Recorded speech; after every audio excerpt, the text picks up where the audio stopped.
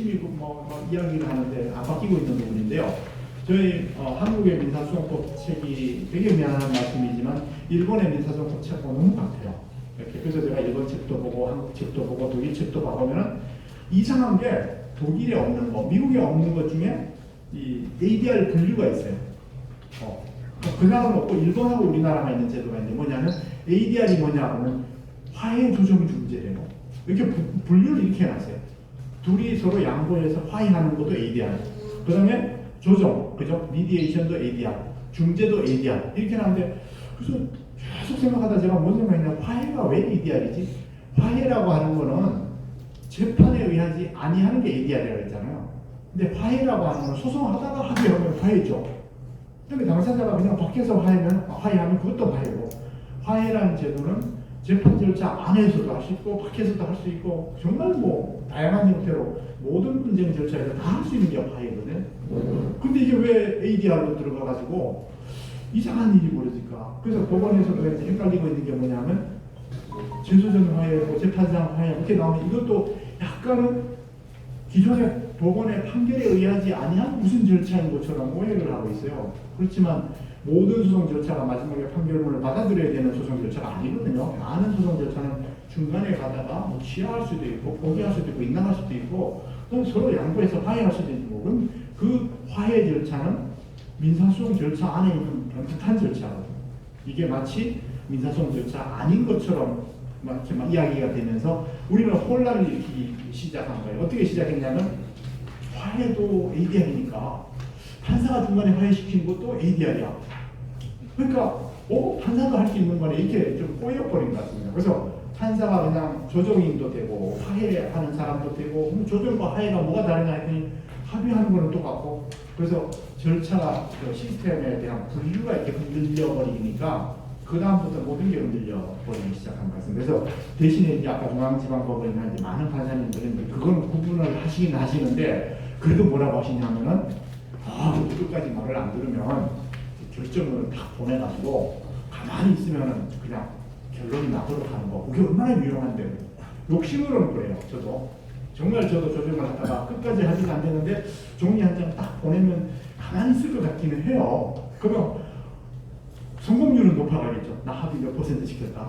근데 욕심을 꼭 누릅니다. 왜 누르냐 하면 진짜 이 사람들이 합의할 것 같으면 합의할 거다. 재판 가서도 먼저 번에 조정했을 때 합의될 말락하고 안 했는데 보니까 소송 절차 하면서 너무 끈하고다. 그래서 그때 합의해도 되죠. 왜 내가 욕심을 부려가지고 내 단계에서는 합의를 시키려고 하니까 좀 무리를 두게 되는 것 같더라고요. 그래서 무리하지 말자. 그래서 오히려 그런 단계에서는 넘기니까 황정남 이제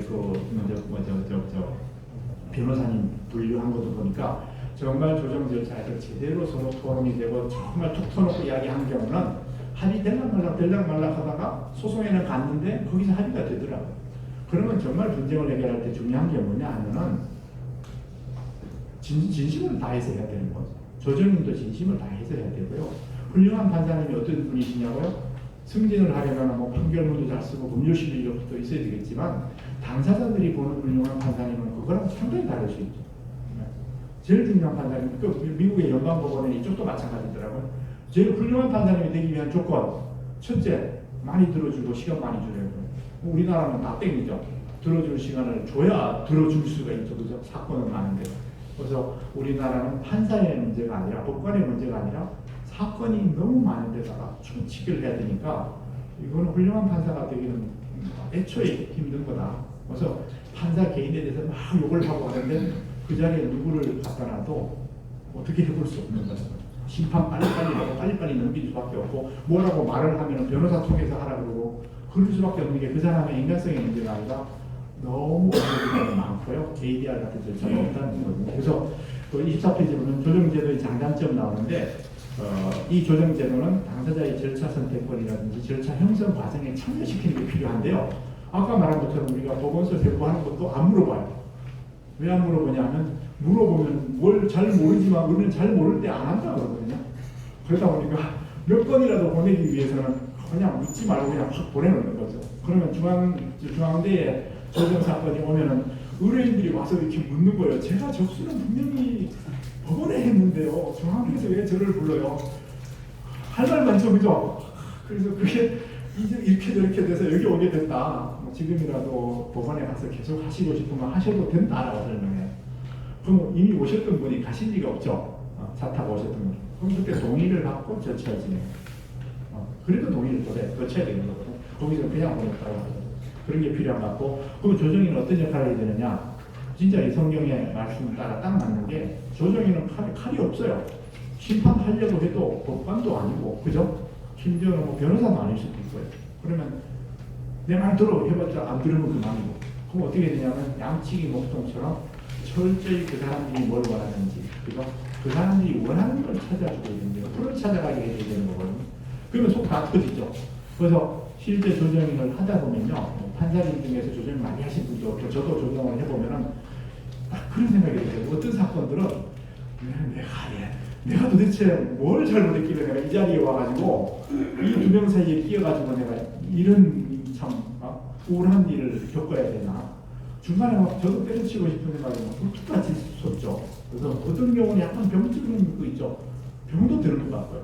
그래서 저도 막 운동도 하고 하는 게 조정이 되려면 마음의 근육이라고 하잖아요. 그럼 열심히 길러야 돼요. 안 그러면 못 해먹겠더라고요.